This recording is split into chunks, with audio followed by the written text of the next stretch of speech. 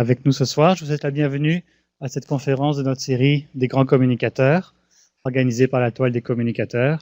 Nous en sommes à notre 6e saison, et si cette 6e saison-là a été un grand succès, c'est grâce à certains de nos partenaires. Permettez-moi de les citer ce soir. Il y a bien sûr la TELUC qui nous accueille ici, qui nous fournit une bonne partie de toute l'infrastructure technique et logistique. Le Canal Savoir qui nous diffuse ici. Le ministère de la Culture et des Communications qui nous appuie. Notre public qui est là ce soir aussi, qui nous regarde par Internet aussi, qui est aussi très nombreux de l'autre côté du câble, c'est bien important de le savoir. Et bien sûr, tous les conférenciers qui font que ces conférences-là sont des événements uniques. La Toile des communicateurs, pour avoir de l'information, je vous référerai principalement à notre site Internet, dont l'adresse est derrière moi, toile.coop. Nous sommes un organisme sans but lucratif et on regroupe tous les professionnels et passionnés des communications, et ce à travers toute la francophonie. Alors sur le site toile.coop, vous pouvez voir toutes les informations sur nos activités. Vous pouvez voir ou revoir toutes les conférences des séries des grands communicateurs qui ont eu lieu depuis les premières, ont été filmées et archivées, sont disponibles sur le site. Vous avez aussi le bulletin des communicateurs, sur lequel vous pouvez vous inscrire gratuitement, qui regroupe les coordonnées de plusieurs centaines de professionnels en communication. Et vous pouvez donc vous inscrire et le consulter ensuite. La conférence de ce soir durera environ une quarantaine de minutes et sera suivie d'une période de questions que j'animerai. On fera aussi tirer un petit prix de présence à la fin. On vous a remis un questionnaire d'évaluation. Sachez que tous vos commentaires sont très suivis et très attendus à la fin des conférences. Donc prenez le temps de le répondre, c'est toujours bien important pour nous. Sur le même questionnaire, vous avez aussi la possibilité d'y inscrire votre adresse de courriel. Alors je vous invite à le faire si vous souhaitez être tenu au courant de nos activités. Alors ce soir, on va bénéficier d'un éclairage très pertinent dans le domaine des communications politiques au Québec, grâce à une personne qui fréquente ce milieu depuis 30 ans. Alors laissez-moi résumer très brièvement son parcours, parce que je vais lui laisser la parole, elle, et pas trop prendre de temps. Enfin, il faut quand même mentionner qu'elle était conseillère et attachée de presse de René Lévesque quand il était Premier ministre. Elle a fondé puis présidé la compagnie Hill Norton Ducharme-Perron de 1986 à 2003. Jusqu'à 2007, elle était directrice de cabinet des chefs de l'opposition à l'Assemblée nationale, donc sous Bernard Landry et André Boisclair. Et aujourd'hui, depuis 2007, elle est conseillère principale au cabinet de relations publiques nationales. En parallèle, il faut aussi noter qu'elle s'implique dans beaucoup d'organismes communautaires et culturels. On la retrouve sur bon nombre de conseils d'administration d'institutions très prestigieuses, comme le Musée des Beaux-Arts du Québec, Centraide, l'Université Laval, Le Devoir. Et elle est aussi présidente en ce moment de la SOCOM, la Société des communicateurs de Québec. Alors s'il vous plaît, accueillons comme il se doit notre grande communicatrice de la journée de ce soir, Madame Lynne Sylvie Perrin.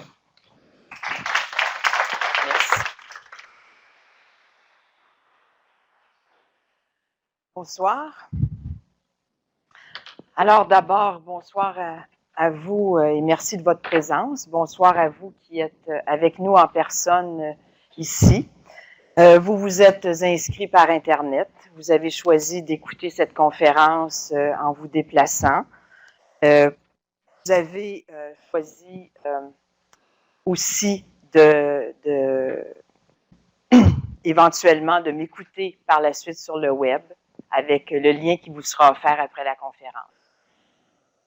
Mais il y a aussi ceux qui nous écoutent ce soir via justement le web, qui ont eux choisi un moyen de communication tout à fait différent. Ils sont inscrits sur le web, ils m'écoutent sur le web, ils vont pouvoir poser des questions tout comme vous à la suite de la conférence, et ils ont choisi de m'écouter dans un lieu qui est choisi par eux, à l'extérieur de cette salle. Et il y a tous les autres qui ne savent probablement pas encore qu'ils vont m'écouter, vont à un moment donné nous écouter vos questions sur le canal Savoir, à la télévision. Et je trouve que c'est une parfaite illustration d'une des transformations des communications entre ce que nous vivions il y a 30 ans et ce que nous vivons aujourd'hui. L'espace n'a plus d'importance, la distance n'a plus d'importance, la façon dont on s'inscrit à un événement, le support, le web, la télé, on est ici en personne, éventuellement certains pourront imprimer ma conférence sur papier. C'est la nouvelle réalité des communications et c'est un environnement parfait que celui-ci pour traiter justement de la différence qui existe entre la communication politique il y a 30 ans et la communication aujourd'hui. Je veux quand même prendre un petit instant pour remercier Denis Gilbert. C'est lui qui a eu la gentillesse de m'inviter il y a quelques mois à prononcer cette conférence et qui a eu durant tous ces mois un enthousiasme très communicatif. Alors j'espère être à la hauteur de l'enthousiasme qu'il a démontré envers moi et envers le sujet depuis tous ces mois. C'est lui qui m'a proposé donc de faire cette conférence qui permettrait de jeter un regard sur la communication politique au cours des 30 dernières années. Dès que j'ai commencé à travailler sur le sujet, j'ai réalisé très rapidement, premièrement, qu'il y aurait quelque chose de très personnel parce que ça m'obligerait, moi, à jeter un regard sur mon travail des 30 dernières années. Déjà 30 ans. Et le deuxième constat que j'ai fait, c'est l'impression que je pouvais avoir que les choses avaient changé. Quand je fouillais, je m'apercevais qu'effectivement, il y avait des choses qui avaient réellement été transformées, qui avaient modifié en profondeur nos façons de faire de la communication en politique. Ça a changé radicalement. Une des choses qui me frappe, je suis une personne qui va souvent sur le web, justement, regarder des documents d'archives, télé, et des entrevues politiciens, principalement des hommes, parce qu'il y a 30 ans, il n'y avait pas beaucoup de femmes en politique. Et ce qui nous frappe tout de suite, c'est le ton extrêmement professoral qu'on utilisait à l'époque. Un ton parfois même très empesé, empoulé. On ne badinait pas avec la chose politique et l'entrevue politique à l'époque. Les réponses étaient faites de nuances, elles étaient parfois directes, assez claires, mais on avait le temps de répondre. Les réponses étaient longues, on avait le temps d'expliquer. L'interview était l'interviewé était généralement rarement interrompu par la personne qui l'interviewait. Le journaliste avait visiblement beaucoup de distance par rapport à la personne qui l'interviewait. Parfois. Sauf que le cadre était extrêmement rigide. L'image était statique. Le décor était très sobre. Ça avait l'avantage que rien ne nous distrayait du propos. Tout était fait pour toute notre attention soit portée sur ce que les gens disaient. L'autre chose qu'on remarque aussi, non pas quand on regarde seulement les entrevues dans les documents d'archives, mais quand on regarde la programmation à cette époque-là, on constate que les politiciens étaient cantonnés dans les émissions d'affaires publiques. Le mélange des genres n'existait pas encore. Et ça, on va y revenir un peu plus tard. Pour nous mettre dans l'atmosphère de ce que l'on vivait il y a 30 ans, quand j'ai commencé à faire de la communication politique, on va se dire, puis pour les plus jeunes, ça va peut-être permettre de voir dans quel univers archaïque on évoluait. C'était une époque où seul James Bond avait un téléphone cellulaire. C'est une époque où on travaillait avec des Bellino. Pour les plus jeunes, le Bellino, c'est l'ancêtre du fax, qui est déjà une bébite extrêmement ancienne pour vous, que vous n'utilisez à peu près plus. Un Bellino, on utilisait ça avec beaucoup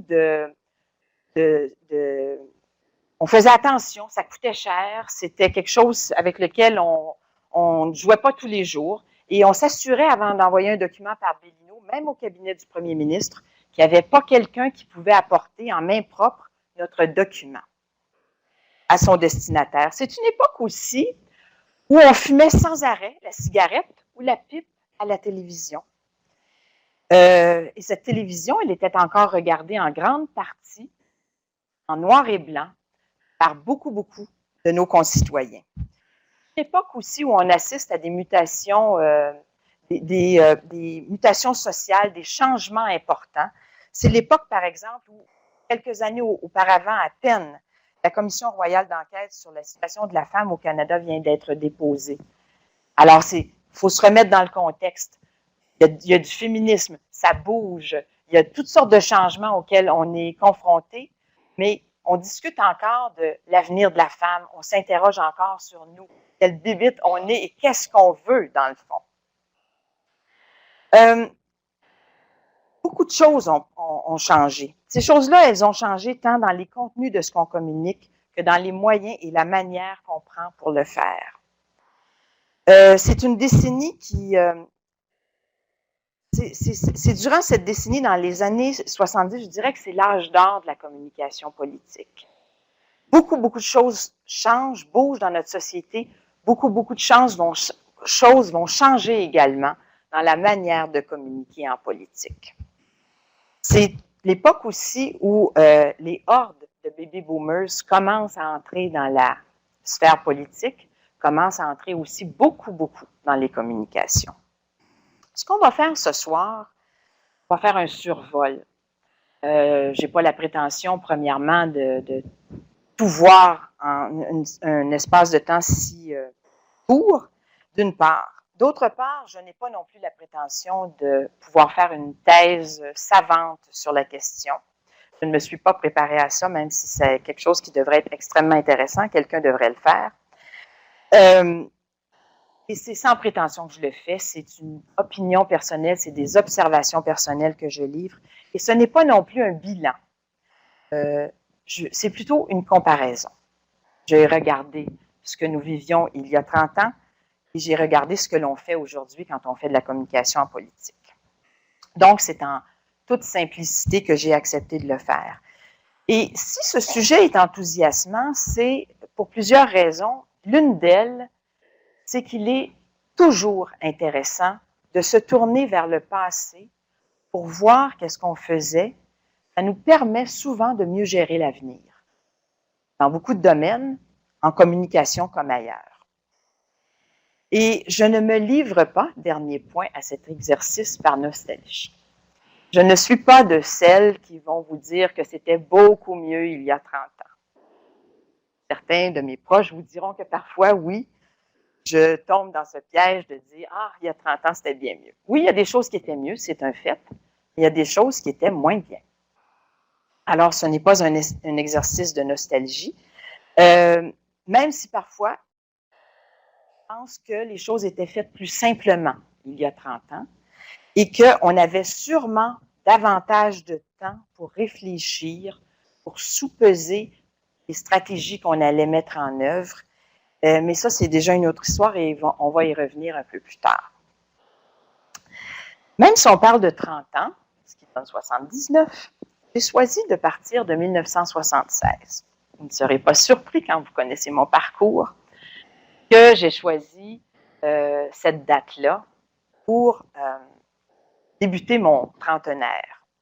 Mais c'est aussi parce qu'il y a des raisons à ça. Tout ce qui va se passer au cours des 30 années qui suivent, le point de départ, c'est 1976. C'est là qu'on peut vraiment tracer une ligne et dire, en communication politique, il y a eu avant 76 et il y a eu après. C'est un moment charnière et évidemment, il est marqué beaucoup par l'élection d'un premier gouvernement du Parti québécois en novembre 76, qui donc marque ce début-là. L'élection de ce gouvernement à l'époque, elle est importante parce qu'elle marque l'arrivée de gens qui font les choses différemment en politique. Au plan de la communication, c'est plus moderne. Ils anticipent les solutions de communication différemment. Ils ont une proximité avec les journalistes que d'autres gouvernements qui les ont précédés n'avaient pas. Ils connaissent bien l'univers des communications, ils connaissent bien l'univers de la presse. Et c'est un univers avec lequel ils sont à l'aise. Ils aiment ça. Peut-être moins quelques années plus tard, mais en 76, ils aiment ça. Et quand on arrive donc à Québec en 76, c'est une cohorte de gens qui n'ont pas peur de communiquer, qui n'ont pas d'appréhension par rapport à la communication politique. Ça vient de plusieurs facteurs, j'en ai identifié 3. Premièrement, probablement parce qu'une très grande partie des communicateurs dans les cabinets politiques et qui vont tranquillement investir la fonction publique dans divers postes sont des jeunes. beaucoup de jeunes déferlent sur Québec à ce moment-là. Sont issus de tous les milieux.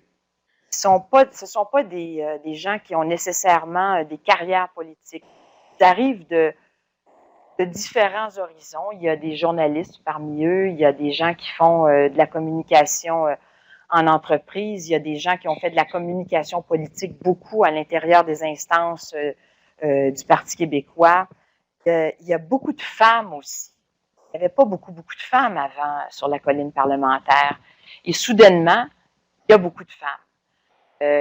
Les secrétaires de presse, comme on les appelle à l'époque, c'est une fonction qui est investie beaucoup par les femmes dès 1976. Et on me permettra de dire aussi que, étant habité d'un idéal, d'un dynamisme hors du commun, il y a un aspect missionnariat qui teinte les communications à ce moment-là, la communication politique. Cependant, je ne peux pas m'empêcher de dire, parce que c'est une observation qui a été faite souvent à l'endroit des communicateurs et des gens du Parti québécois en général, ils sont en contrepartie très convaincus qu'ils ont toujours raison et qu'ils savent mieux que d'autres quoi penser. Et ça va teinter au fil du temps la communication. Et je dirais que c'est un legs que nous avons encore, malheureusement. Puis, attendez une seconde, je veux juste voir pour être sûr que je ne me trompe pas. Parfaitement. Puis, du fait aussi que ce parti-là a un programme politique extrêmement précis à réaliser. On arrive donc au milieu des années 70. On n'est pas en train de chercher ce qu'on va communiquer. Le programme, il est là, il est clair et il n'est pas seulement au plan constitutionnel. Il est à toutes sortes d'égards très fourni. On s'en va faire des changements sur l'agriculture, sur le financement des partis politiques, qui est, pour René Lévesque, la chose dont il était le plus fier. Sur la loi électorale, l'assurance automobile, quand on se rappelle de tout ce qu'il y a. Mais c'est important, donc. Pour les communicateurs, ça marque quelque chose. C'est un moment privilégié. On ne se perdra pas à savoir qu'est-ce qu'on a à communiquer. Le programme de ce qui est à communiquer, il est précis. Maintenant, communiquez-nous ça. Et ça va être important parce qu'on va avoir à le communiquer constamment à la population parce qu'elle se sent concernée. Parce qu'une partie des citoyens a des craintes, voire des peurs. Il va falloir travailler là-dessus. Parce que sans le soutien de la population, rien ne va être possible. Et ça, tout le monde le sait. Parce qu'aussi règne une sorte de sentiment d'urgence qui va donner à l'équipe gouvernementale beaucoup d'audace. Parfois, certaines vont être heureuses, parfois, certaines vont être malheureuses, mais c'est certain que ça va teinter le choix communicationnel, une audace, une certaine candeur. Et aussi le fait que ce gouvernement-là va avoir une stratégie d'être un bon gouvernement. Il faut communiquer donc le fait que les actions que pose ce gouvernement sont de bonnes actions, que l'on respecte nos engagements. Et ça va nécessairement donc donner beaucoup de boulot aux communicateurs. Et enfin, la troisième raison, c'est tout ce qui se passe à l'échelle internationale. Les années 70, j'ai dit tantôt que c'était, à mon avis, l'âge d'or de la communication politique, mais il faut voir qu'il n'y a rien qui restera à sa place pratiquement au cours de ces années. Tout va bouger, les tabous vont sauter, on va réclamer on va défendre, réclamer le droit à l'information, on va exiger l'égalité homme-femme, la population va investir les centres, les instances décisionnelles, elle va vouloir participer, elle va vouloir décider. Et évidemment, pour la communication, c'est une formidable occasion, mais ça pose aussi beaucoup, beaucoup de problèmes parce que les gens ne seront pas des acteurs passifs, ils vont s'investir partout. Et rapidement, ce gouvernement-là va innover. À mon avis, une des choses au plan des communications qui fait partie de ces innovations, qui va avoir un impact encore jusqu'à nos jours, c'est la télédiffusion des débats. Moins de 2 ans après son arrivée au pouvoir, les caméras vont faire leur entrée, l'arrivée au pouvoir de René Lévesque et de son équipe, les caméras vont faire leur entrée à l'Assemblée nationale à 14 heures précises, le 3 octobre 1978. C'est pas banal ce qui se passe là. Premièrement, c'est le reflet d'une communication différente. Et c'est un engagement. René Lévesque avait dit qu'il allait faire ça. Et ça ouvre pour la première fois les portes du salon de la race, comme on l'appelle, à qui veut, à partir du confort de son foyer. Les parlementaires, maintenant, vont discourir devant la population assise chez elle. Et en plus, parce qu'on veut démocratiser tout ça, on veut communiquer, entre les séances de période de questions, les travaux parlementaires, il va y avoir des commentaires. Gérard Deltel, d'ailleurs, l'actuel député de l'ADQ, a été l'un de ces commentateurs qui expliquait aux téléspectateurs qu'est-ce qui allait se passer, qu'est-ce qui venait de se passer en commission parlementaire, lors du dépôt d'une motion, lors d'un débat de fin de séance. C'est lui qui expliquait ça et il y a donc un changement. Alors que l'Assemblée nationale est fermée jusque-là, quelques rares privilégiés qui ont accès ou des personnes qui vont dans les tribunes, mais c'est exceptionnel à l'époque. Et donc, on ouvre ça et on veut faire œuvre pédagogique parce qu'on veut que le visionnel soit expliqué et compris par la population. Qu'est-ce qu'au quotidien, ça va changer, cette télédiffusion des débats? Bien des choses. Le vocabulaire et le ton des parlementaires, vous vous en doutez, va un petit peu changer. Il suffit, pour ceux que ça intéresse, d'aller lire le journal des débats. Vous allez voir que c'est radicalement différent. Les gens vont commencer à faire bien attention à comment ils s'expriment. Ils vont aussi manifester un plus grand respect, un peu plus de discipline, du moins en apparence, parce qu'ils savent que leurs faits et gestes peuvent être observés à la télévision par les électeurs. Ils vont aussi faire attention à la façon dont ils s'habillent. Ils l'avaient toujours fait, mais ils vont y porter un souci plus grand. Et une nouvelle notion va être introduite. Vous vous en doutez, qu'est-ce qui passe à la télévision, les couleurs. Et pour les femmes, parce qu'il y a aussi des femmes, quelques rares femmes, mais il y en a quand même, et pas les moindres, qui sont ministres et députés à cette époque-là. Et on peut dire, je ne peux m'empêcher de le dire, que c'est une tâche plus difficile pour les femmes parce qu'on remarque beaucoup plus, c'est plus compliqué pour les femmes de s'habiller.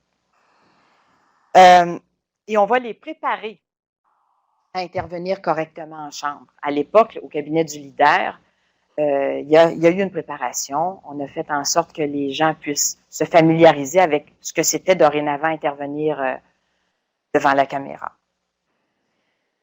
L'autre changement que ça va faire, c'est que la population pourra directement voir ce qui se passe et entendre ce qui se dit. Pour la première fois, il n'y aura plus de filtre entre la population et les parlementaires à la période de questions dans les commissions parlementaires. Et aujourd'hui, c'est un changement qui a fait des petits jusqu'à nos jours, tout est accessible par Internet. Tout. En direct, en différé. Vous pouvez imprimer sur papier. Vous pouvez aller voir les archives de tout ce qui se dit à l'Assemblée nationale. C'est quand même assez phénoménal.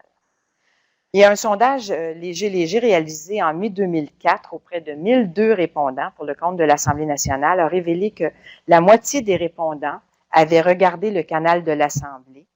La majorité d'entre eux l'avaient fait pour la période de questions et les conférences de presse. Et 9% avaient consulté le site.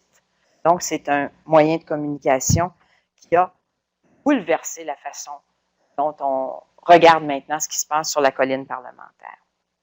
Je pense aussi que c'est une belle illustration de ce qui va donner le ton pour les prochaines années. Parce que ça marque un début, ça ouvre et ça fait que, voulant communiquer avec la population plus ouvertement, on lui donne accès, mais on va devoir changer de façon de faire.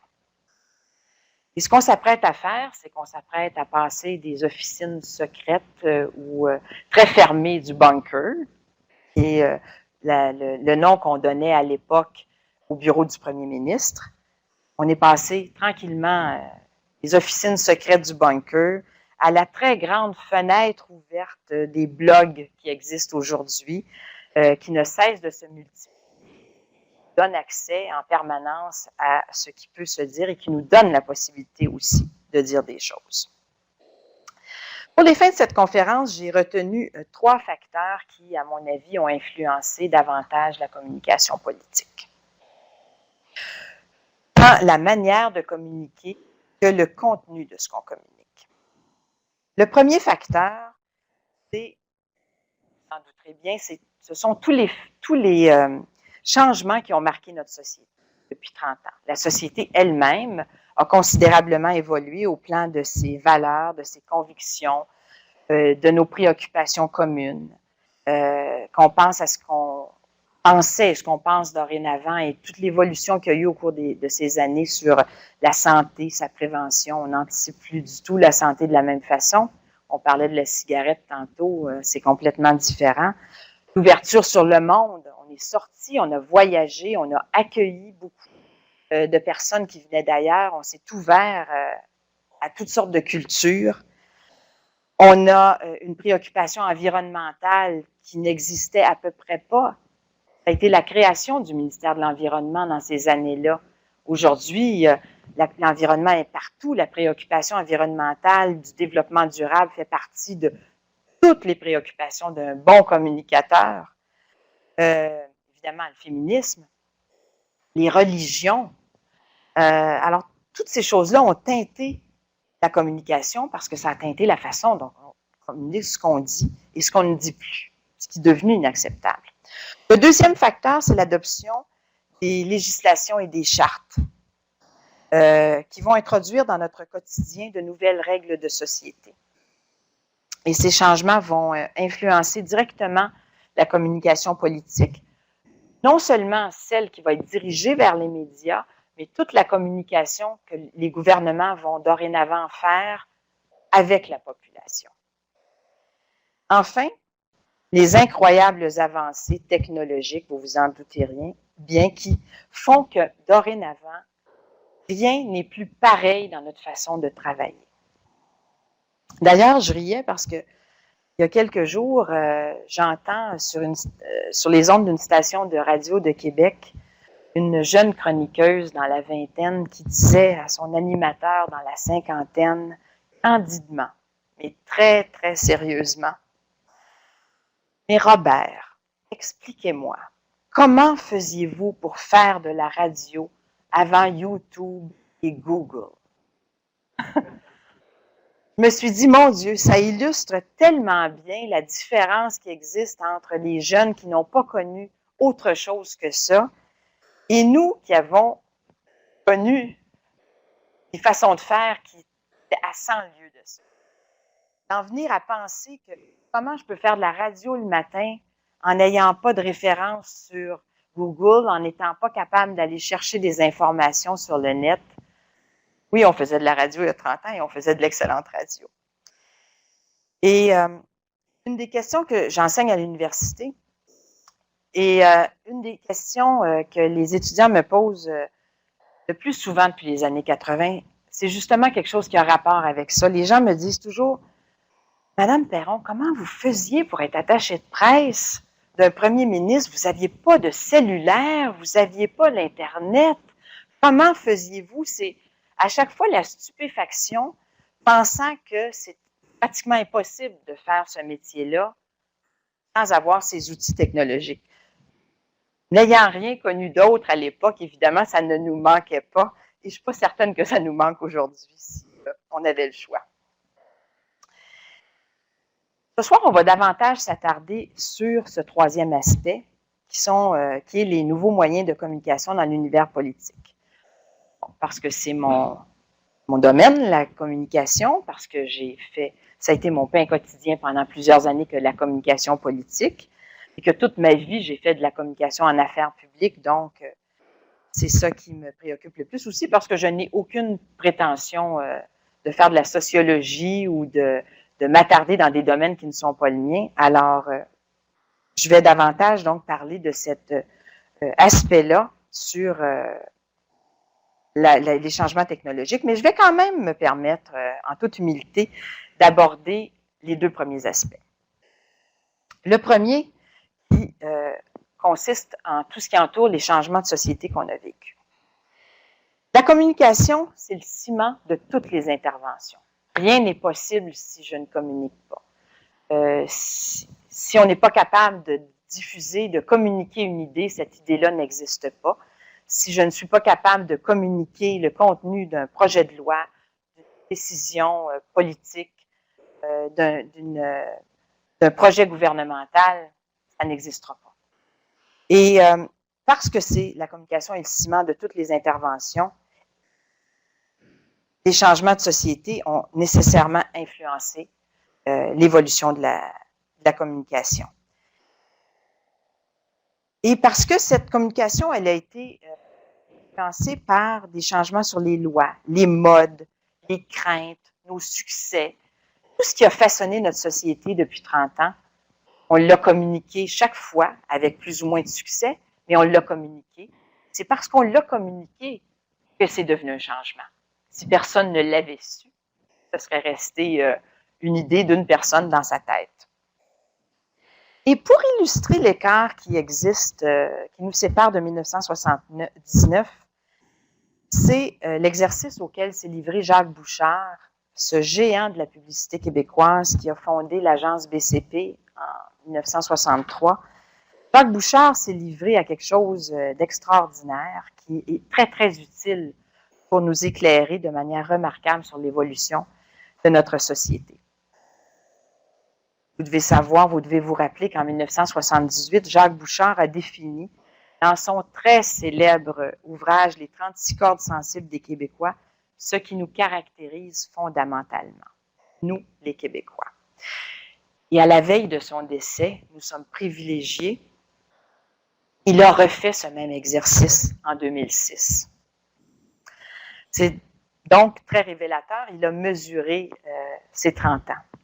Et la grande conclusion en chiffrée de cet exercice qu'il a mené, c'est qu'il va faire disparaître 7 cordes sensibles, donc 7 caractéristiques que nous avions en 1978 et que nous n'avons plus en 2006, il va les remplacer par 7 nouvelles. Et avant qu'on regarde quelles sont-elles, citons Jacques Bouchard qui écrit au début de son ouvrage, et je le cite, « À force de prendre des coups dans les dents, nous avons corrigé plusieurs de nos défauts ataviques, et pas les moindres, c'est-à-dire ceux que nous traînions, dirons-nous, depuis les débuts de la colonisation et que nous avions cultivés par fidélité au patrimoine. Ce n'est pas rien. Nous avions des caractéristiques depuis la colonisation et nous les avons faites disparaître en 30 ans, plus précisément en 28 ans, parce que sa comparaison porte sur 28 ans. Quelles sont-elles ces cordes qui ont bougé? Alors, celles de 78 qui disparaissent. Le complexe d'infériorité. On sait qu'on a franchi de grands pas. Le bas de laine. On a aussi oublié ça, le bas de laine. Maintenant, on investit en bourse, on a des REER. Si on n'a pas un REER, comme dit Jacques Bouchard, on est vraiment à côté de la réalité. L'étroitesse d'esprit. Jacques Bouchard raconte dans son ouvrage que Maurice Duplessis disait « Les Canadiens français ont bien peu de place dans leur tête pour les autres. » Maurice Duplessis n'a qu'à aller se rhabiller. J'ouvre une petite parenthèse. Curieusement, c'est à l'été 1977 que René Lévesque va sortir la statue de Maurice Duplessis des sous-sols du gouvernement où elle est entreposée par les travaux publics et qu'il va l'installer sur la Grande Allée, sur la pelouse du Parlement. Une autre caractéristique, une autre corde qui disparaît, l'anti-mercantilisme. L'argent n'est plus quelque chose dont nous avons horriblement peur. Le mysticisme.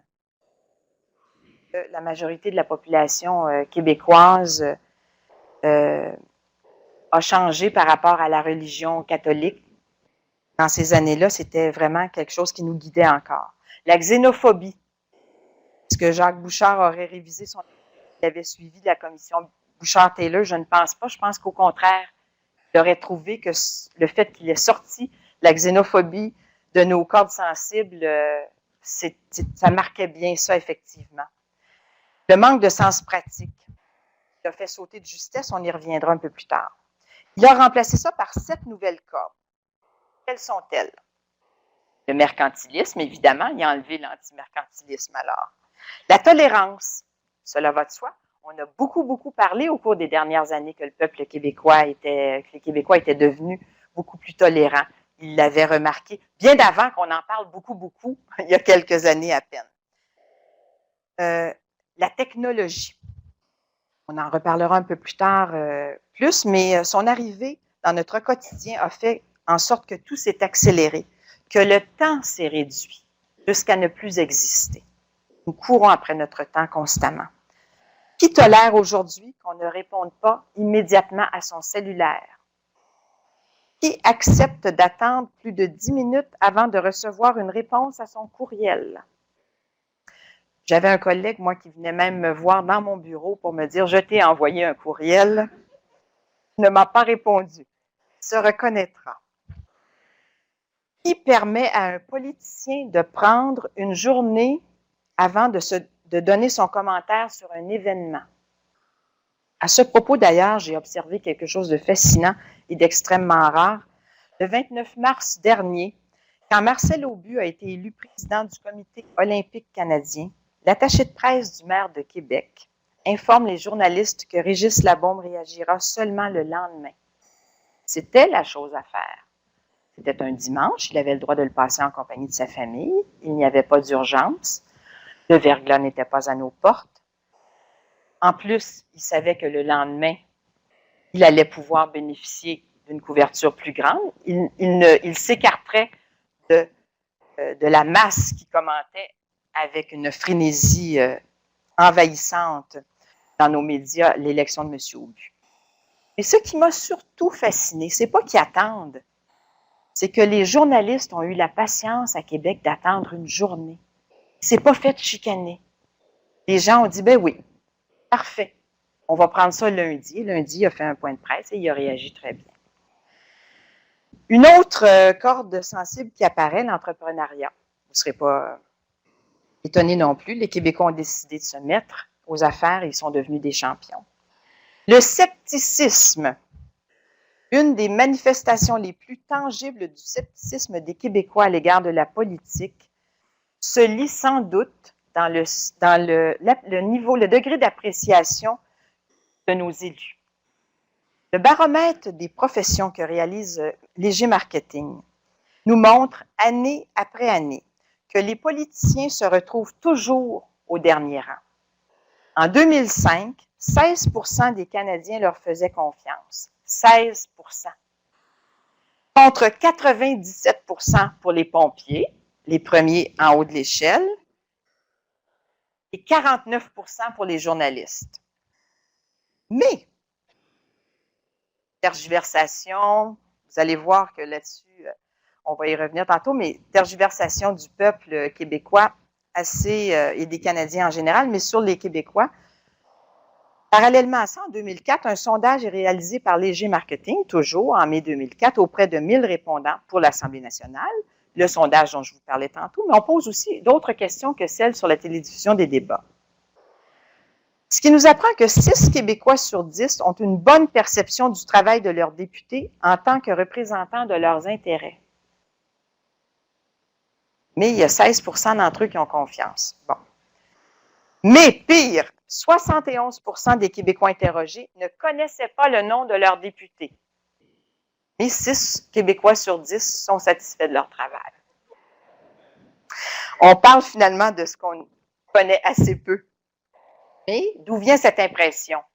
Les médias, de l'impression qu'ils ont à travers un filtre et probablement aussi de tous les préjugés qui, au fil des ans, pour toutes sortes de raisons que je n'énumérerai pas ce soir, sont venus teinter la perception que les gens ont à l'égard des politiciens.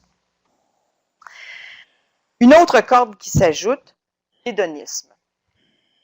Il y a un sondage qui nous apprend, c'est Jacques Bouchard qui le cite, Léger en a déjà fait aussi de semblables, Pierre Côté aussi a fait l'indice du bonheur, a coté ces choses-là, mais ça dit à peu près la même chose.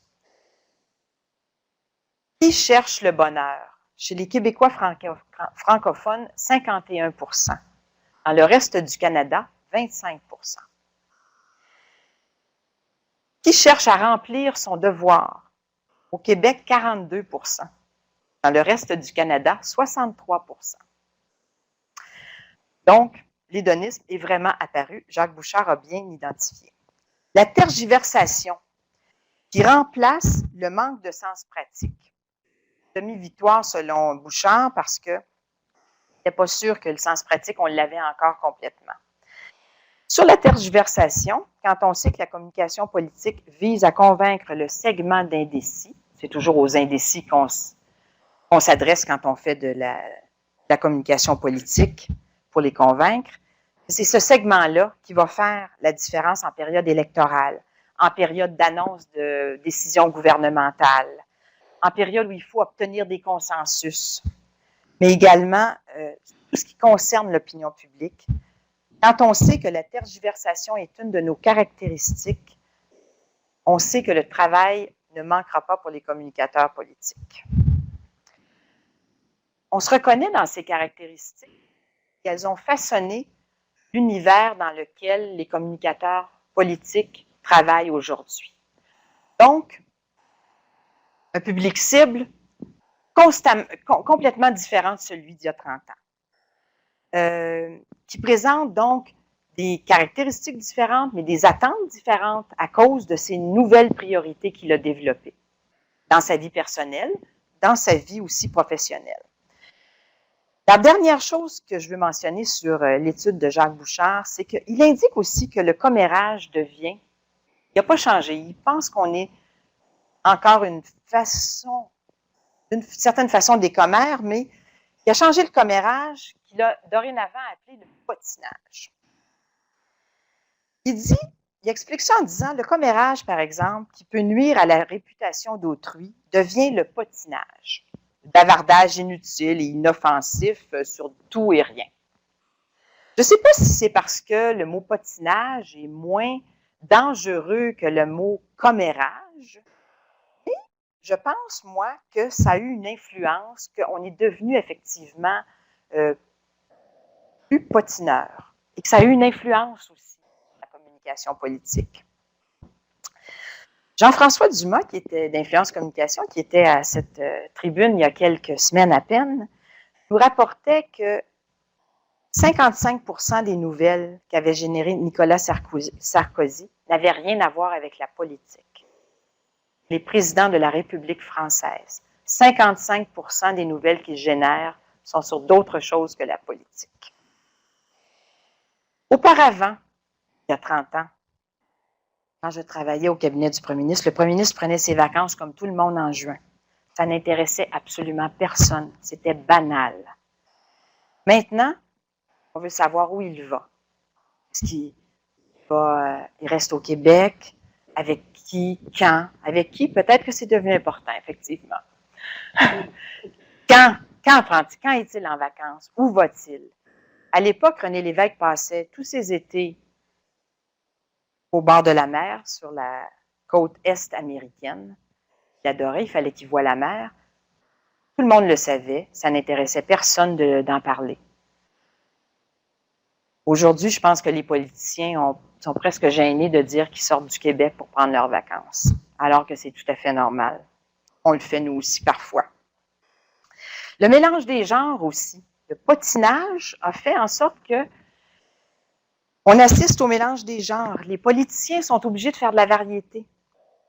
Je suis obligée de citer Tout le monde en parle, qui est une magnifique émission que j'écoute toutes les semaines avec grand, grand plaisir. Mais c'est un passage obligé, cette émission de variété, qui ne relève pas du tout des affaires publiques, mais c'est un passage obligé pour les politiciens maintenant. La même chose pour Infoman. La Fosse au Lion. Des émissions qui sont des émissions où on traite les sujets avec un peu plus de légèreté. Je vous dirais qu'une observation que j'ai faite il y a quelques semaines m'a fascinée. À l'Assemblée nationale, il y a eu une motion député du Parti québécois, Daniel Doyer, conjointement avec la ministre de la Culture, avec le député de Chauveau, Gérard Deltel, et avec le député de Mercier, Amir Kadir. Motion conjointe, Star Academy. La motion se lisait ainsi. Que l'Assemblée nationale souligne le talent des deux finalistes de Star Academy 2009, Maxime Landry, originaire de Saint-Gédéon-de-Beauce, ainsi que de Caroline Dastou-Paquette, originaire de Sébec, dans ma circonscription, c'est Daniel Doyer qui l'a visité. Qu'elle leur souhaite à tous les deux la meilleure des chances pour la finale de lundi prochain. Pour moi, ça a été comme la cristallisation de cette impression que j'ai depuis plusieurs années, que ce mélange des genres existe. Il s'est concrétisé sur le parquet de l'Assemblée nationale. L'omniprésence des médias a fait en sorte que les politiciens aussi sont devenus des sortes de vedettes et qu'on les traite comme tels.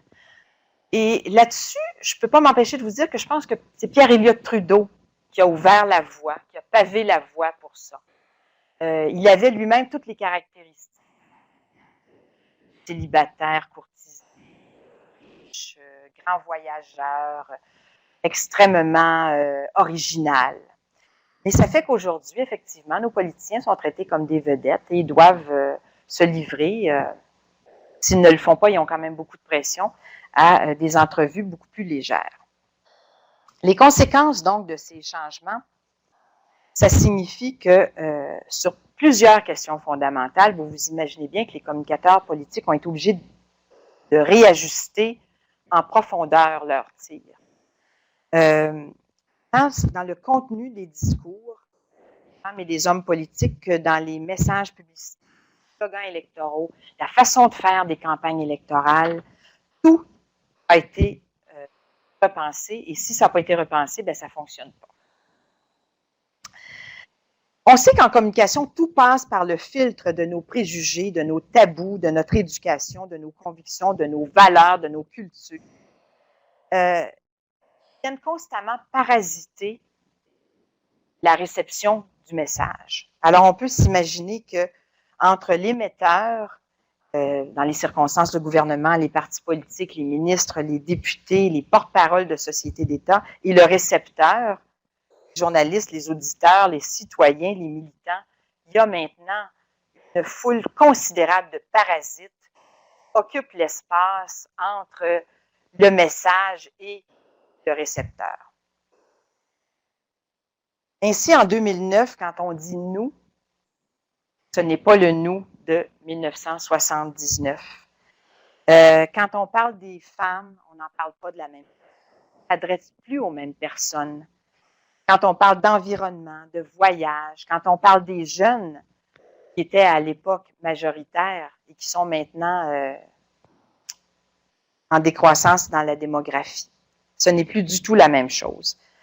Et quand on parle de notre fierté, quand on parle de tous ces sentiments avec lesquels on jouait beaucoup, beaucoup dans les années 70, c'est plus la même chose. Cette fierté, elle se déploie, elle est éclatée. Il y a plusieurs raisons d'être fier. Il n'y a plus juste une raison maintenant. Deuxième facteur, les législations et les chartes.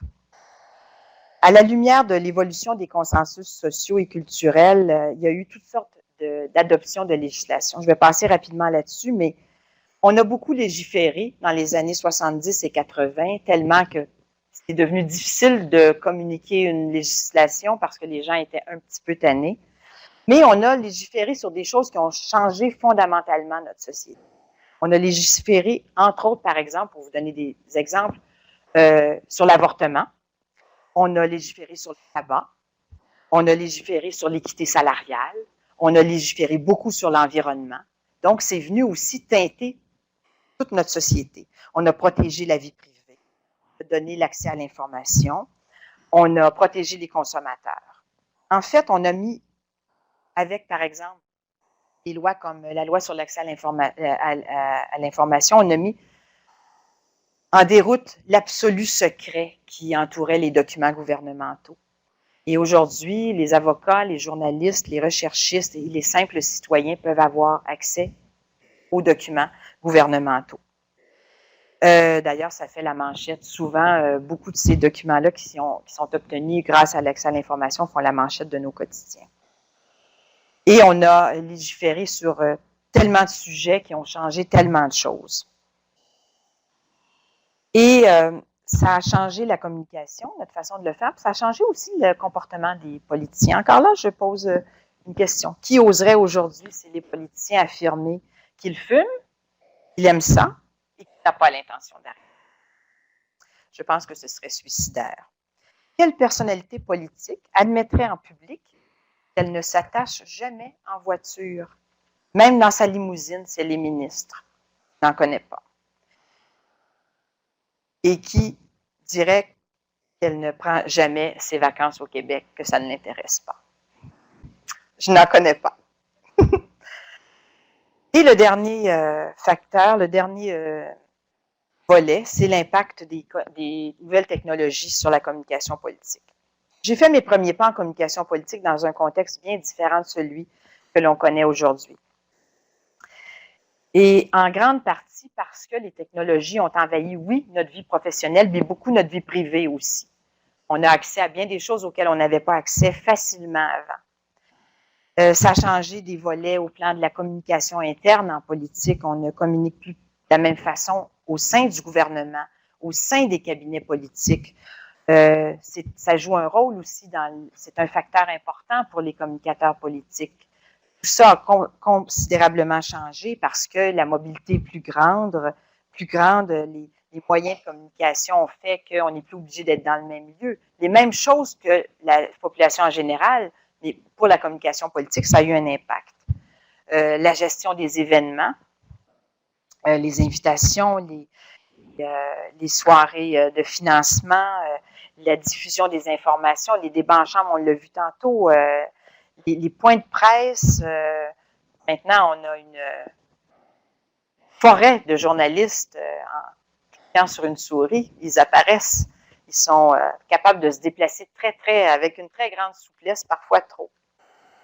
Les relations de presse, donc l'envoi de la documentation, la possibilité de faire des conférences de presse en vidéoconférence, d'inviter des gens de l'extérieur, de mobiliser rapidement des gens, si on le souhaite, puis on ne le fait pas encore assez, de pouvoir diffuser auprès de la presse régionale par les vidéoconférences, par l'Internet, beaucoup d'informations. Et c'est quelque chose qui, à mon avis, n'est pas encore assez utilisé dans la communication politique.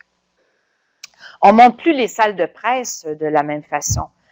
Avant, monter une salle de presse en politique, c'était quelque chose. Il y avait beaucoup de monde dans une salle de presse, il y avait beaucoup de journalistes, il y avait beaucoup de monde aussi du côté des communicateurs politiques. Avant, il fallait installer des dactylos, des téléphones fixes, il fallait avoir des lignes broadcast. C'était l'enfer quand on allait en région, c'était compliqué en campagne électorale. On devait avoir des téléphones qui se dévissaient pour que les journalistes de la radio puissent transmettre leurs topos. Maintenant, les journalistes sont parfaitement autonomes. On leur dit, ben, vous vous asseyez là, il y a Internet. Ils ont leur portable, ils ont leurs sources d'informations, ils ont accès à leur banque, ils ont accès à Internet, ils ont accès à leurs dossiers. Ils n'ont plus besoin de nous. Ils arrivent aussi avec des camions micro-ondes qui leur permettent de retransmettre en direct de n'importe où des reportages. Et tous les événements importants et parfois de moins importants, politiquement, sont retransmis en direct sur les canaux de nouvelles continues. Ce sont les nouvelles technologies qui ont favorisé l'avènement, évidemment, des canaux de nouvelles continues avec lesquels, maintenant, on vit quotidiennement. En politique, vous allez dans un bureau à l'Assemblée nationale ou dans les cabinets ministériels, les télés sont allumées à chaque jour et puis il y a des bureaux où l'information est plus importante et où il y a 2 télés pour qu'on puisse suivre au moins 2 canaux à la fois. Puis en plus, on écoute les débats à l'Assemblée nationale. Quand on fait de la politique, on a plus que 2 oreilles et une seule paire d'yeux. Alors donc, il se déplace très, très rapidement et c'est ça qui a donné naissance à CNN et par la suite à nos canaux à nous. Mais ces canaux-là de nouvelles continues, ils ont un impact sur les stratégies de communication parce que maintenant, il faut commencer à l'heure, il faut faire ça à telle heure parce que ça peut être bon, parce que tel nous dit de diffuser, donc ça serait mieux à tel moment. C'est une bonne raison, par exemple, pour que les politiciens commencent à l'heure. Des fois, on dit on va être en ondes, alors il faut commencer à l'heure. C'est aussi, je dirais, le fléau des gens en politique, notamment, mais une mauvaise nouvelle, il faut se rendre compte qu'elle est diffusée toutes les 15 minutes, parfois pendant 10 heures. C'est pas facile à balayer sous le tapis et le taux de rétention à ce moment-là est assez élevé. Alors qu'il y a 30 ans, notre carré de sable il était assez bien défini.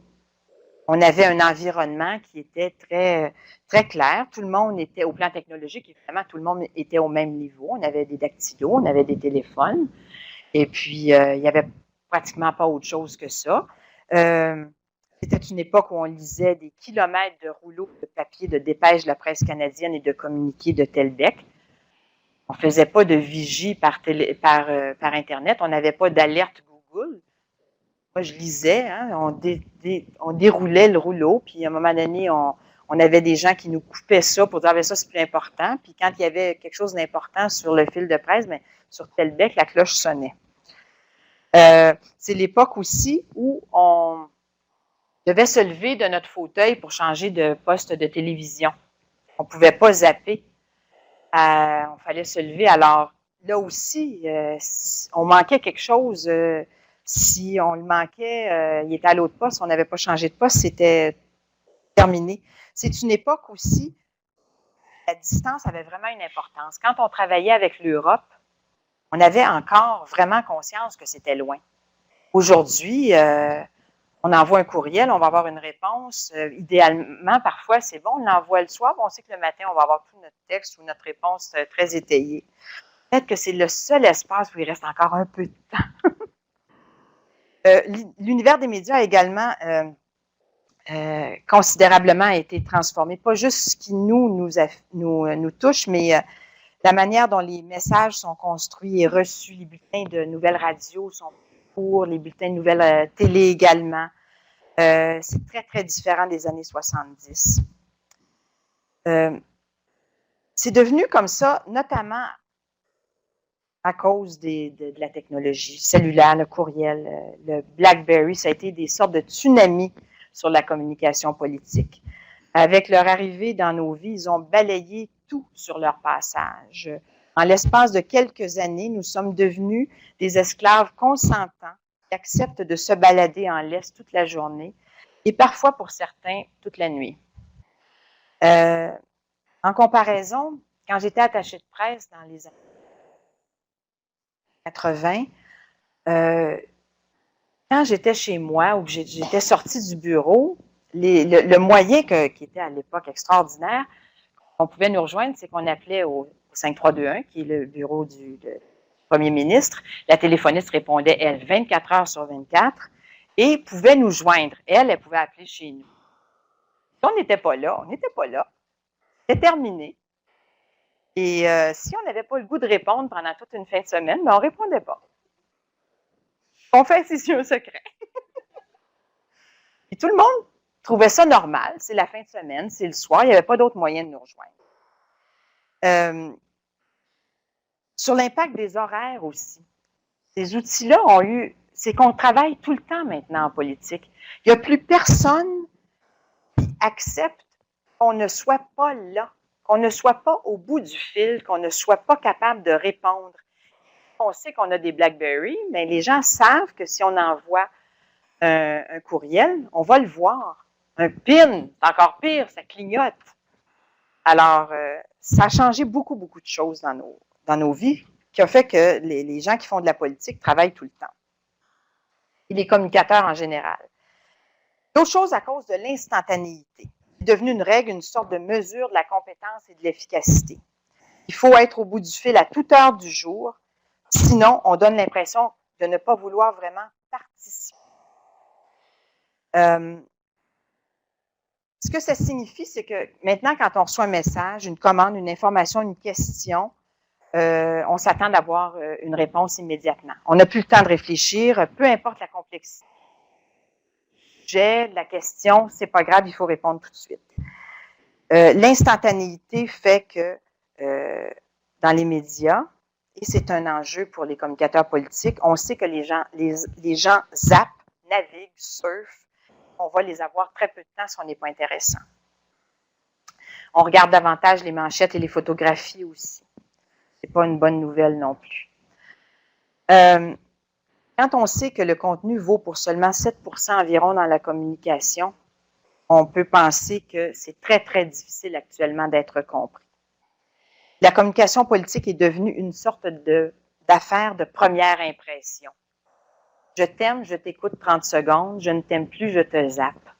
Je te trouve intéressant pendant 5 secondes, je t'écoute pendant 5 secondes, je te zappe, je ne t'aime plus, je vais dire demain que tu n'étais pas intéressant. On va rarement au-delà. On n'a plus le temps. On est constamment en train de surfer. Robert Bourassa avait l'habitude de dire qu'il n'y avait pas plus vieux qu'une nouvelle de la veille. Aujourd'hui, il sera obligé de dire qu'il n'y a pas plus vieux qu'une nouvelle d'il y a quelques heures.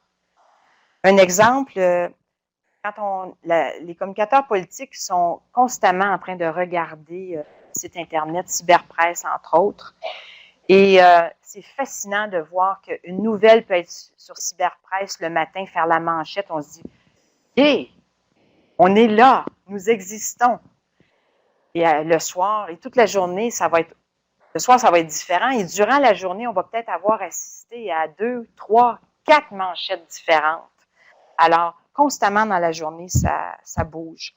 Les sites virtuels, l'info qui défile et qui n'est pas la même non plus là-dessus sur l'ensemble des sites, des blogs. Jean-François Dumas nous apprenait qu'il y a 5000 éléments de nouvelles chaque jour et que 85% des nouvelles vont disparaître après seulement 4 heures au moins. L'éternité. Maintenant, ce qu'a fait les nouvelles technologies, c'est que tout est là pour l'éternité. Il y a 30 ans, quand un politicien passait à la télévision, prenons l'hypothèse qu'il faisait une mauvaise déclaration, c'était terminé. Ceux qui ne l'avaient pas vu ne le voyaient plus jamais. C'était fini. S'il avait fait une belle annonce aussi, personne ne le voyait plus, mais on avait les journaux. Il y a une vingtaine d'années, le magnétoscope est apparu. C'est magnifique, on pouvait sortir de chez soi et continuer à regarder nos émissions préférées. Maintenant, on peut lire, écouter, regarder en différé grâce à Internet, n'importe quoi. Même des années plus tard. Et sur différents supports, le téléphone, le baladeur, l'ordinateur. Et ça, c'est là pour l'éternité. La conséquence, c'est que si vous avez une mauvaise nouvelle, une information erronée, elle est là pour toujours. Les notions d'espace et de distance ont considérablement changé. On est dorénavant partout et nulle part à la fois. C'est le village global. Avant, quand j'étais en tournée avec M. Lévesque, quand on partait en Abitibi, aux îles de la Madeleine, on partait et on disparaissait de l'écran radar. Il n'y avait aucun moyen de nous rejoindre à part de nous laisser un message à l'hôtel où on allait rentrer le soir pour dormir. Et ceux qui restaient à Québec étaient contents, ils pouvaient en profiter pendant 2 ou 3 jours pour travailler. C'est ce qu'on dit en politique, le patron s'en va, on va pouvoir travailler. Aujourd'hui, c'est pas vrai, on n'est jamais là où on est. On est au bout du BlackBerry, on est dans une autre ville. C'est pas poli pour les gens chez qui on est. Deuxièmement, je pense que ça fait en sorte qu'on ne saisit plus les environnements dans lesquels on est. On n'est plus avec ceux avec lesquels on est. On est ailleurs. Et je pense que Très sincèrement, c'est un moment de nostalgie, je pense qu'on avait un très grand avantage à être mentalement à la même place que notre corps dans ce temps-là. L'impossibilité de nuancer aussi. Vu que tout a réduit, le temps manque, 30 secondes pour exprimer une idée maintenant, c'est suffisant. Au-delà de ça, on va dire que vous radotez, mais en même temps, on va vous reprocher d'avoir la langue de bois. Il faut clipper constamment. Et Mario Dumont nous a montré, par exemple, que aussi, de ça aussi, on peut se fatiguer. Les lieux de discussion. Dans les années 70, on avait des assemblées de cuisine. Maintenant, c'est des forums de discussion virtuels. Je plains l'organisateur politique qui voudrait faire une campagne électorale en faisant des assemblées de cuisine. Je pense qu'il n'y aurait plus personne dans ces assemblées. Et maintenant, tous les organisateurs politiques vont vous dire que c'est extrêmement difficile d'organiser des grands rassemblements. Alors que dans ces années-là, en criant pratiquement lapin, on remplissait le centre Paul Sauvé ou le Colisée de Québec. Maintenant, c'est très difficile. Les gens sont dans le confort de leur foyer, émettent des idées sur Internet, parfois de façon anonyme, et elles vont être là pour l'éternité. En conclusion, est-ce que c'est mieux ou pire? Je ne le sais pas. Je n'ai vraiment pas d'idée à ce sujet-là, je vous laisse juger. Mais c'est certain qu'il y a quelques constats à faire. D'abord, que le lien avec les lecteurs et le citoyen est totalement différent. Aujourd'hui, on communique en passant par le filtre des médias, y compris celui des blogs, parce que c'est faux de penser que c'est un contact direct. Il y a toujours un intermédiaire entre la personne qui parle, il y a le blog et les autres qui viennent. On communique à distance et de moins en moins en personne, ce qui est pas toujours une bonne chose. L'émergence des médias sociaux qui a fait aussi en sorte de mettre monsieur et madame tout le monde à l'avant-plan. Ça aussi, ça a changé beaucoup de choses. Les campagnes électorales ne se font plus de la même façon. Pendant, il n'y a plus de sujet tabou. Tout peut être analysé, discuté. Et c'est probablement les technologies qui ont fait ça. On a fini de voir les choses, on n'a pas fini de voir les choses se transformer, puis on va, je pense, entrer dans une nouvelle ère. La mondialisation ne cesse de s'accentuer et les distances de se réduire. On n'a plus le temps de réfléchir, de peser le pour et le contre, de planifier notre communication. Elle se fait maintenant dorénavant toujours dans l'instant. La patience, qui est si précieuse en politique, est une chose désuète. Nous devons vivre constamment dans l'instant. Et la pression médiatique ne cesse de croître et la vitesse de circulation, la circulation de l'information de s'accélérer. Le cynisme des citoyens atteint des niveaux démesurés. Et le cynisme est devenu une norme dans l'opinion. Les citoyens dénoncent la langue de bois, mais ils n'aiment pas toujours entendre la vérité. Les politiciens veulent parler vrai, ils n'ont pas toujours le courage, ils n'ont pas le talent non plus. La politique n'a pas la cote, alors on peut penser que les communicateurs politiques ont beaucoup de pain sur la planche et qui devront changer leur façon de faire pour avoir des résultats différents de ceux qu'ils ont obtenus jusqu'à maintenant, et je m'inclus là-dedans. Je vous remercie.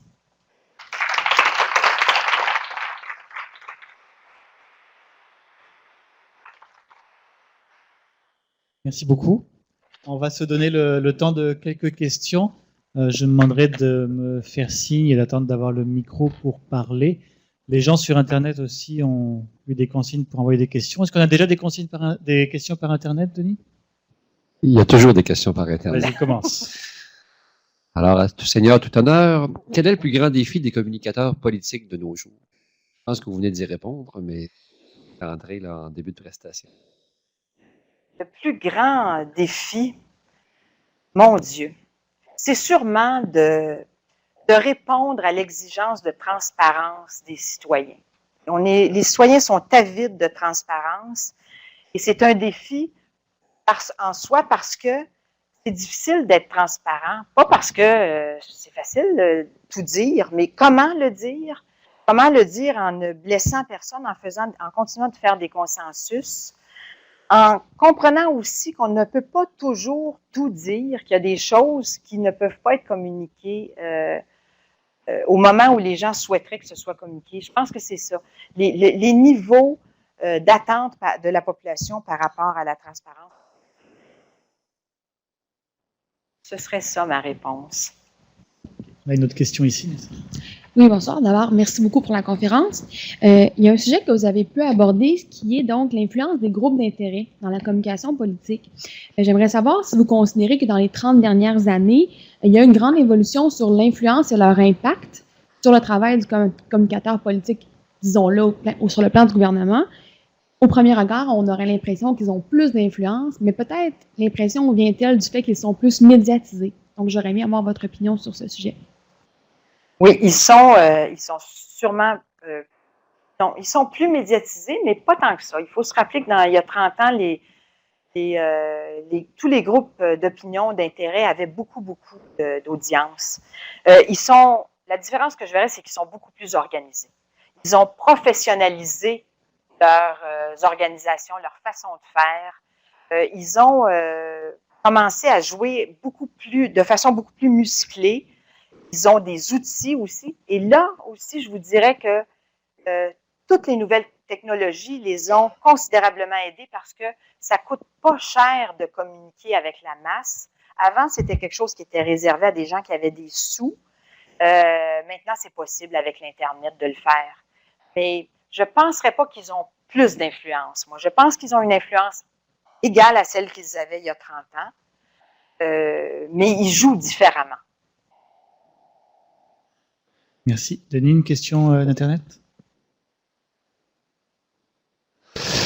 Dans les médias écrits, quel a été l'impact de l'arrivée des columnistes par rapport aux éditorialistes dans la chose politique? Avez-vous beaucoup de temps? L'industrie du commentaire. Ça a eu une très, très, très grande influence parce que le journaliste doit se tenir aux faits, doit vérifier, c'est pas son opinion personnelle qu'il donne. Il rapporte quelque chose. Oui, il l'analyse, là, c'est pas un perroquet. Il analyse, il débusque, il fait des enquêtes. Le travail des journalistes est essentiel dans notre démocratie et on ne pourrait s'en passer. Le commentaire, lui, a fait que maintenant, on peut affirmer des choses qui sont strictement des opinions personnelles. Ça n'a pas besoin d'être vérifié. Je peux penser quelque chose et je me cache derrière le fait que ce n'est que mon opinion, moi je pense ça, donc je l'écris. Et ça a eu une influence considérable, effectivement, sur l'univers politique, parce que maintenant, des individus, on voit un chapitre, ils écrivent, ils ont des micros, ils ont des caméras, ils ont des plumes, des ordinateurs, et ils sont très, très, très influents dans et je ne mets pas là-dedans les éditorialistes ou les gens qui font... il y a comme deux catégories. Il y a des gens qui vraiment chroniquent sur l'impression. Ça a eu une influence très, très grande, effectivement. Question ici, monsieur. Vous avez parlé des mélanges des genres et vous avez donné en exemple l'émission Tout le monde en parle. Est-ce que vous auriez tendance à dire, et puis vous avez dit aussi que le travail des communicateurs politiques devait être adapté face à cette nouvelle situation-là. Avez-vous tendance à dire que ça permet de rejoindre des gens qui, auparavant ou juste à travers les émissions d'affaires publiques, ne pourraient pas être rejoints et d'intéresser des gens à la chose publique? Oui, c'est certain. Ça, c'est l'argument de ceux qui disent qu'il faut que les politiciens et les politiciennes fassent de l'émission de variété. Ça, c'est l'argument massu. Ça permet d'aller vers des auditoires qui, autrement, ne seraient pas intéressés. Sauf que, il faut voir une chose. Quand on va dans ces émissions-là, on ne passe aucun message politique. C'est sûr, c'est pas l'objectif, ou à peu près pas.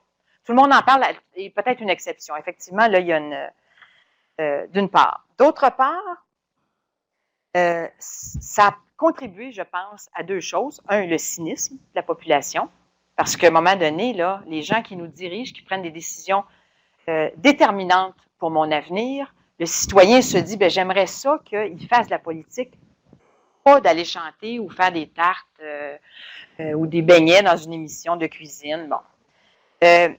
Et l'autre chose, le cynisme est aussi de banaliser ou de dévaloriser la fonction politique. Et j'aime bien, moi, dire que que les politiciens et les politiciennes fassent de la politique et que les humoristes, les acteurs, les chanteurs fassent le métier qu'ils font si bien et que d'ailleurs, au plan de l'humour, que les politiciens font si mal. Alors, personne ne sera pénalisé. Merci.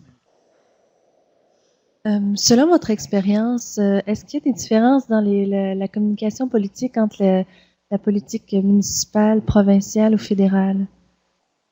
Il y avait une énorme différence. Il y avait une énorme différence il y a une trentaine d'années. Il y en a de moins en moins, justement à cause de la médiatisation. Et je pense qu'il y a de moins en moins de différences. Et les réalités que j'ai exprimées, on le voit bien de toute façon dans l'actualité, elles sont bonnes maintenant pour tous les paliers de gouvernement.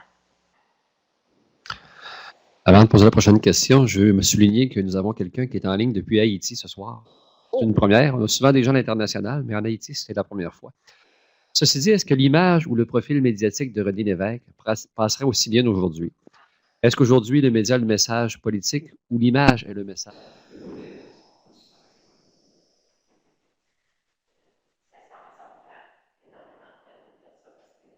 Lévesque est quelqu'un d'énorme et d'admiration, mais non, effectivement, je pense que le personnage que René Lévesque passerait moins. D'ailleurs, à la fin de son deuxième mandat comme premier ministre, on l'avait déjà commencé à voir ça. Je suis très heureuse d'ailleurs qu'il ait pu renouer avec les citoyens avant de mourir, puis il a renoué de façon remarquable. Moi, j'ai fait la tournée de son livre pour sa biographie et, mon Dieu, ça donnait lieu à des émeutes, tellement les gens voulaient le voir et lui parler.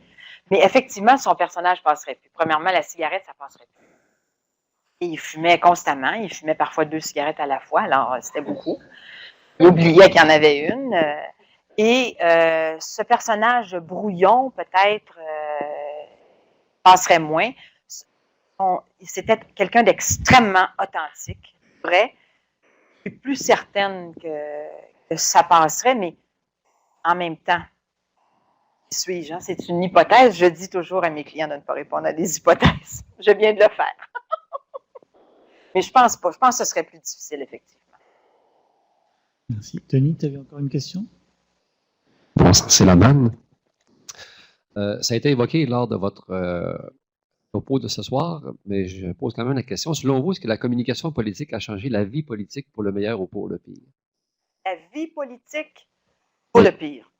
Sans hésitation. Sans hésitation, c'est sûr que c'est pour le pire. Premièrement, les hommes et les femmes politiques, les gens qui n'ont pas côtoyé ce milieu-là, n'ont aucune idée à quel point ce sont des hommes et des femmes qui travaillent. Je n'ai vu personne en politique qui travaille autant que ça. Les gens travaillaient beaucoup, il y a 30 ans aussi, énormément, mais ils avaient le droit d'avoir du temps pour eux, ils avaient le droit d'avoir du temps pour leur famille. Moi, quand j'étais au cabinet du premier ministre, on avait nos fins de semaine, on avait nos soirées. J'étais là jusqu'en 85. Puis on travaillait très, très fort la semaine. Puis on travaillait quand même fort à d'autres moments, mais c'était pas la norme de travailler 7 jours par semaine.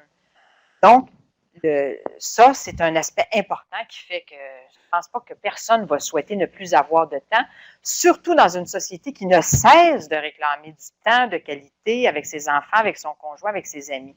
Donc, les politiciens, là, c'est très, très difficile pour eux. On ne tolère pas qu'ils ne soient pas là. Ce que je disais tantôt, là, le besoin de réagir dans l'immédiat, moi, je l'ai vécu constamment de 2003 à 2007. Tu n'as pas le droit d'attendre. Puis c'est pas juste la pression des médias, c'est la pression aussi des autres en politique.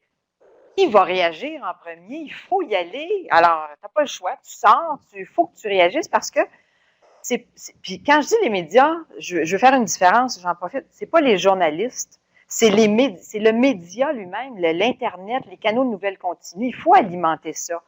Alors, s'il y a un drame qui se passe à l'effondrement du viaduc à Laval, c'est certain qu'on ne peut pas attendre le lendemain. Il faut que ce soit tout de suite parce que l'autre va y aller et c'est qui va y aller en premier, puis qui va y aller puis dire la chose qu'il faut dire.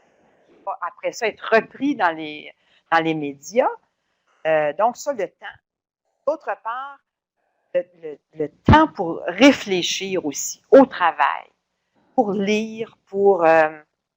L'État est devenu une très, très, très grosse bête. Et c'est très complexe de gérer les gouvernements, de gérer le Québec ou d'autres endroits. Moi, je vais vous dire, je regarde Barack Obama et probablement que comme vous, je me dis, oh là là, on va le voir vieillir sous nos yeux. Et regardez tous les politiciens, j'en ai vu quelques-uns, j'en ai côtoyé quelques-uns, j'en ai observé quelques-uns. Quand ils entrent en politique et quand ils en sortent, ils ont vieilli énormément, nos premiers ministres, d'une part, et d'autre part, ils ne vieillissent pas vieux. Ils ne vivent pas vieux. Merci. On a une question aussi. Merci, Mme Perron, de m'avoir permis de revivre des moments historiques, tout comme vous. Quand nous prenons en compte le nombre de communicateurs politiques et que nous constatons le cynisme des populations, un déficit de participation citoyenne, à commencer par les élections scolaires, municipales, etc., ne trouvez-vous pas que l'influence des communicateurs et leur formation font en sorte qu'ils ont une activité très limitée d'influence sur les décideurs politiques eux-mêmes? Je regarde, par exemple, dans ce que j'ai vécu au niveau du cabinet, on fait souvent entrer dans les cabinets comme attachés de communication de très jeunes personnes qui ont peu d'expérience. Et à ce moment-là, comment pensez-vous qu'elles soient en mesure de pouvoir faire un rôle d'éducation, de sensibilisation auprès des leaders politiques? Très, très bonne question. Effectivement, il y a 30 ans, probablement, on avait des mentors. J'ai été un jour attachée de presse de René Lévesque, mais c'est après que des gens comme Gracia O'Leary ou Robert Mackay m'ont montré comment faire. Et c'est pas n'importe qui. Et des gens, on prenait le temps, on arrivait dans un cabinet, puis on montait tranquillement, et on se faisait parler aussi. Quand on n'était pas là pour faire des erreurs, on était là pour apprendre, puis il fallait qu'on apprenne vite, mais on se faisait parler, d'une part. D'autre part, je ne peux pas m'empêcher de relier le constat que vous faites au fait que toute la fonction politique est dévalorisée. Et que de moins en moins de gens, malgré la formidable expérience que ça donne et la vie passionnante que ça fait vivre, c'est une école extraordinaire, c'est dévalorisé. C'est plus toujours quelque chose qui est très, très envié d'aller travailler dans un cabinet politique. Et il y a beaucoup d'hommes et de femmes politiques qui ont des difficultés à recruter. Et je salue davantage, moi je vais mettre ça à l'inverse, je salue davantage les jeunes et les moins jeunes qui décident de plonger en politique, soit en politique active pour se présenter ou dans l'ombre. Et dans l'ombre, les lendemains ne sont pas plus roses non plus. C'est très, très difficile. Alors moi, je portais plutôt à saluer qu'il y a encore des gens qui s'intéressent. Puis des jeunes, ben, il faut leur souhaiter qu'on puisse leur transmettre effectivement les façons de faire. Mais ils sont généralement assez avides d'apprendre. Ils sont curieux, ils sont allumés. Et ça compense parfois pour leur jeunesse. Mais des fois, on leur donne des gros défis, effectivement. Merci. On va peut-être prendre le temps de 2-3 questions, peut-être. Madame Pierre Lessard, vous avez parlé de 2 points récemment auxquels j'ai retenu. Un, c'est de plus en plus difficile en tant que tel d'œuvrer en politique et en communication politique. Et l'image, très, très, très dévalorisée. Vous êtes dans une grande compagnie de relations publiques.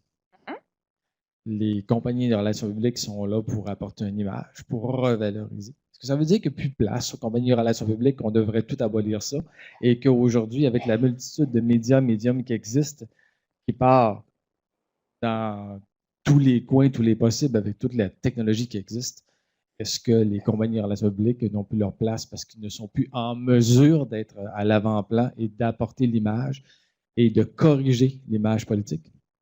Pas du tout, au contraire. J'ai terminé en disant qu'il y avait beaucoup de place pour les communicateurs politiques. Et pour parler des firmes de relations publiques, qui est un univers que je connais très bien, elles ont une place et ce qui est certain, c'est que c'est pas des magiciens, les compagnies, les agences. Les communicateurs, c'est pas une image, là, les faiseurs d'images, ça n'existe pas.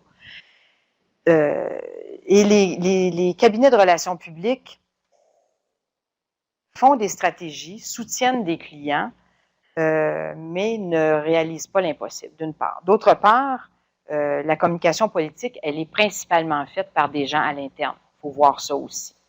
Il y a très peu de consultants externes qui sont appelés à faire ça. Et troisièmement,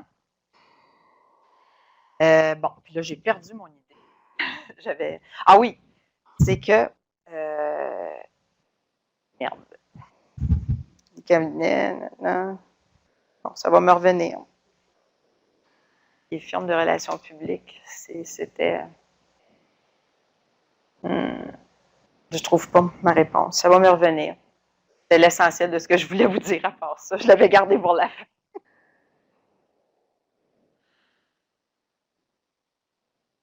Question dans la salle?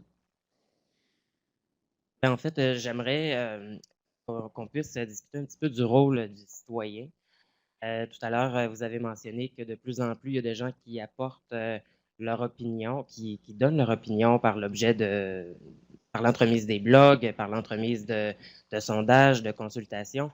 En même temps, on assiste peut-être à une espèce de cynisme. Les gens sont moins intéressés par la chose politique. Est-ce que le citoyen a vraiment plus de pouvoir parce qu'il y a plus de technologie, plus de moyens de communiquer? Je me le demande parce qu'en même temps, je me dis, bon, on pourrait très bien de plus en plus répondre à des sondages plus obligatoires. On pourrait pratiquement remplir notre pas un rapport d'impôt, mais un rapport de questions politiques à chaque année. Puis finalement, avec tous les moyens qu'on a, on pourrait pratiquement remplacer ensemble beaucoup de politiciens.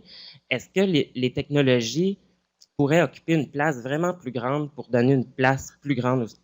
En fait, est-ce que les technologies peuvent donner une place plus grande aux citoyens?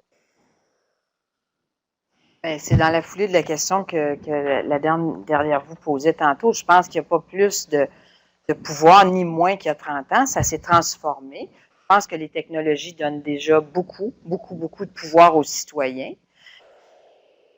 Moi, contrairement, peut-être que je vais en choquer certains, mais je pense que dans notre société, les citoyens ont beaucoup de place. Ils ont beaucoup de place pour s'exprimer. Et je peux pas dire que je souhaite qu'il y en ait plus, parce que je trouve qu'il y en a déjà beaucoup. Pas suffisamment, mais beaucoup. Alors, et ils en ont jamais manqué de place. Et moi, je ne connais aucun politicien qui tient pas compte de l'opinion publique. Alors, ça doit... et cette expression-là, elle se fait toujours de façon plus brutale ou plus douce, dépendamment des problématiques, mais l'opinion publique, elle s'exprime à travers les sondages, à travers les lignes ouvertes, à travers les manifestations, à travers les visites dans les bureaux de comté, à travers les groupes de pression, les groupes d'intérêt, les organismes d'affaires, les organismes citoyens, les comités de citoyens. Moi, on est dans une société qui est extrêmement vivante et démocratique. Moi, je trouve que on est privilégié. Au Québec, on va très bien. Et j'ai retrouvé ce que je voulais dire au monsieur. C'est aussi, on ne peut pas dire les gens vont s'en aller dans les médias, parce que, puis, premièrement, les cabinets de relations publiques ne font pas que du média, on fait beaucoup d'autres choses. La portion de mon travail, moi, et ça a toujours été comme ça, même pendant les 17 ans où j'étais chez HKDP, la portion de mon travail consacrée aux relations de presse, là, c'est pas la majorité du travail. Mais on peut pas dire aux gens, parce qu'il y a des médias, puis c'est accessible maintenant, allez-y, et puis, advienne que pourra, à la grâce de Dieu. Les médias, depuis très longtemps, sont une forme de tribunal de l'opinion publique. Et je pense que les gens s'ils ont la capacité de se préparer adéquatement avant d'y aller, je ne vois pas pourquoi ils s'en prévaudraient pas. Je pense qu'il faut que ça continue. Et puis, inquiétez-vous pas pour le chiffre d'affaires ou la business des agences de relations publiques. Il va y en avoir beaucoup. Il y en a pour tout le monde aussi. Il y a des petites agences, il y a des grandes agences. Alors, c'est pas vraiment un problème. Alors, comme malheureusement le temps passe un peu vite, en guise de conclusion, on va prendre peut-être une dernière question d'Internet. Et surtout contraintes télévisuelles qui obligent. Qu'est-ce qu'on attend de quelqu'un qui commence comme attaché de presse maintenant versus il y a 20 ou 25 ans? D'abord, la première chose qui est différente au départ, avant, comme je disais, on avait des mentors. Quand on arrivait dans cette fonction-là, on savait très bien dans quoi on s'engageait. On avait pu vivre dans l'environnement, donc on savait en quoi allait consister notre travail. On avait été formés, on avait commencé à faire des petits événements, on avait pu se familiariser lentement avec ça. On avait eu une formation. Ce qu'on attend aujourd'hui, souvent, effectivement, les attachés de presse arrivent dans cette fonction-là sans vraiment de préparation. Ce qu'on attend d'eux, ce qu'il faut qu'il y ait pour réussir, je dirais. Il faut que ce soit des gens qui soient capables de bien s'exprimer, qui soient conscients qu'il ne faut jamais qu'ils mentent aux médias. Sans ça, ils vont faire une carrière extrêmement courte en relations de presse. On ne ment jamais, jamais, jamais un journaliste.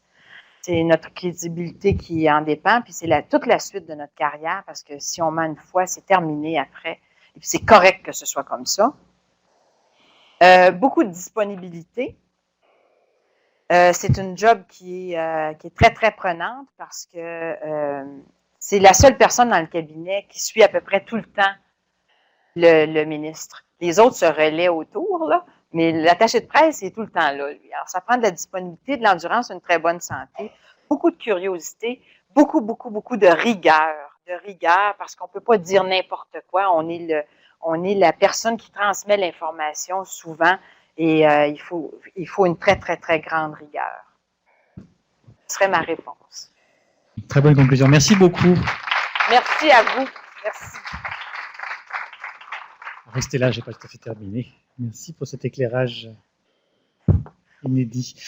Permettez-moi 2 petites minutes juste pour terminer tout ça. On vous a remis un questionnaire d'évaluation. Prenez le temps d'y répondre, comme je le disais. Inscrivez votre adresse de courriel dessus si vous êtes tenu au courant des événements de la toile des communicateurs. Consultez le site de la toile, toile.coop, pour en savoir plus sur nos activités. Et je vous donne rendez-vous. Notre prochaine conférence qui terminera cette saison 2008-2009 des grands communicateurs. Il y aura une saison 2009-2010. Le calendrier est presque finalisé. Il y aura une conférence très, très intéressante, faites-moi confiance. Donc, je vous donne rendez-vous le 27 mai prochain. Ce sera à 18h et non pas 19h comme c'est l'heure actuelle. Nous aurons une table ronde qui rassemblera différentes personnes. Permettez-moi de lire leur nom. Bernard Motulski, qui est à l'UQAM, qui est à la chaire de relations publiques et de communication marketing. Nous aurons Eric Bergman, qui est un membre de l'IABC, l'International Association of Business Communicators. Voilà. Michel Dumas, qui est professeur associé au département de communication sociale et publique de l'UQAM.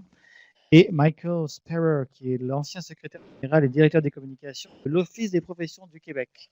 Et tous ces éminentes personnes nous parleront, ou débattront entre elles de l'intérêt, faut-il avoir une reconnaissance professionnelle pour nous, les communicateurs. Très intéressant. Vous serez là pour y assister. Et enfin, juste pour terminer, une main innocente qui tirera notre petit prix de présence. Je suis cette main innocente. Désolé.